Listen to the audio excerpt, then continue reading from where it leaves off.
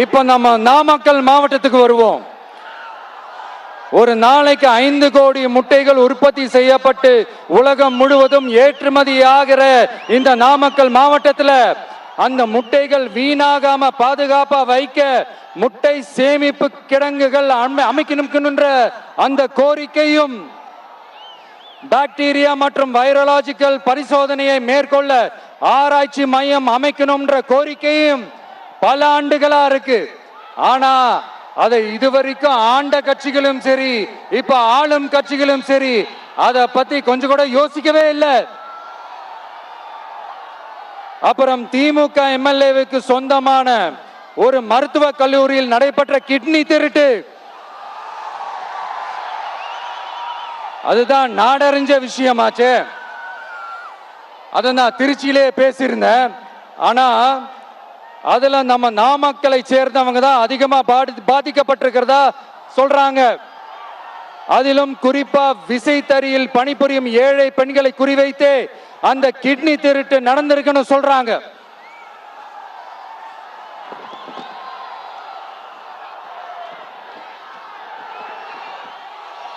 இதுல ஈடுபட்டவங்கள யாரா இருந்தாலும் நம்ம ஆட்சி அமைஞ்சதும்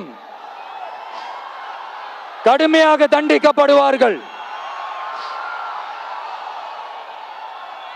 இந்த கிட்னி திருட்டுக்கு ஆரம்பம் எங்க இருக்குன்னு பாத்தீங்கன்னா கந்துவட்டி கொடுமையில இருக்கு. அதாவது விசைத்தறி தொழிலாளர்களோட வாழ்க்கை தரத்தையும் பொருளாதாரத்தையும் இந்த ஏமாற்று மாடல் திமுக அரசு மேம்படுத்தாத காரணத்தால அவங்க கிட்னி விற்கிற அளவுக்கு தள்ளப்பட்டிருக்கிறாங்க. இது எவ்வளவு பெரிய ஒரு கொடுமை!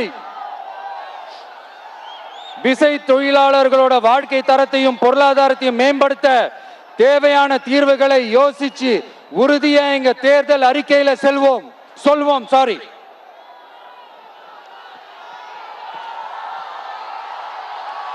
நான்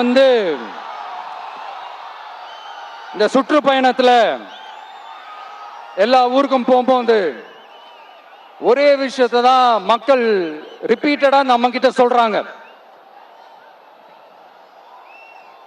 அடிப்படை சாலை வசதி, குடிக்க நல்ல குடிநீர், ஒரு நல்ல மருத்துவ வசதி இல்ல, நல்ல டாக்டர்ஸ் இல்ல, பெண்கள் பாதுகாப்பு. இதத்தான் அவங்க கேட்கிற இந்த அடிப்படை விஷயங்கள். அவங்க பெருசா எதுவுமே கேட்கறது இல்ல. என்னப்பா இந்த விஜய் எங்க போனாலும் கேள்வியா கேட்கிறாரு,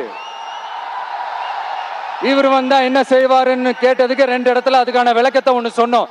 கல்வி, ரேஷன், மருத்துவம், குடிநீர், அடிப்படை சாலை வசதி, மின்சாரம், போக்குவரத்து, பெண்கள் பாதுகாப்பு, சட்டம் ஒழுங்குன்னு இந்த மாதிரி அடிப்படை விஷயங்கள்ல எந்த சமரசமும் இல்லாம கரெக்டா செய்யப்படும்னு சொன்னோம். இதைத்தானே எல்லாரும் சொன்னாங்க, அதே தான் இவரும் சொல்றாரு.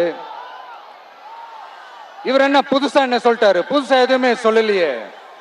ஐயா, அரசியல் மேதைகளே, பெரியவங்களே, ஒரு மனுஷனுக்கு சாப்பிடறதுக்கு நல்ல சோறு, படிக்கிறதுக்கு நல்ல கல்வி, குடிக்கிறதுக்கு நல்ல குடிநீர், அவனை பார்த்துக்கிறதுக்கு நல்ல மருத்துவ வசதி, வேணுங்கிற இடத்துக்கு போயிட்டு வர்றதுக்கு நல்ல போக்குவரத்து, அதுக்கான சாலை வசதி, பாதுகாப்பான ஒரு வாழ்க்கை, இதுதானே ஒரு மனுஷனுக்கு அடிப்படை தேவை.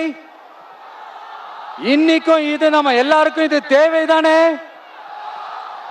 அப்புறம் அதை சரியா செய்வோம்னு சொல்றது தானே சரி. அதனாலதான் சொன்னோம், எது நடைக்கு சாத்தியமோ, எது உண்மையோ அதை மட்டும் தான் சொல்லுவோம், அதை மட்டும் தான் செய்வோம்.